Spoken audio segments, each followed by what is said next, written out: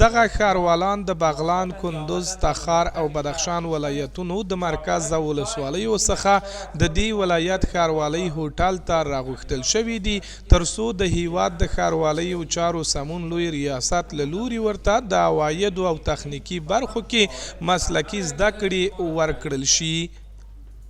هغه د ښاروالیو د چارو هغه عمده برخې مثلا د بودیجې برخه ده، د عوایدو برخه ده، تخنیکي او مسلکي برخه ده، د ښاري حکومتولۍ برخه ده، د یوې ښاروالۍ د پلان برخه ده، ضمناً د ښاروالیو د ارزیابي او د تحلیل او د اجراتو د کیفیت موضوع ده.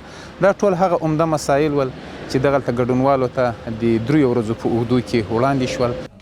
په ورته مهال د سیمینار ګډون کوونکي خوښ دي چې په دغه جوړ شوي روزنیز ورکشاپ کې تخنیکي او مسلکي زده کړې ترلاسه کړي. سیمینار خو یقیني مهم سیمینار و، نو د عوایدو په باره کې ډېر ښایسته بحثونه پرې وشولو.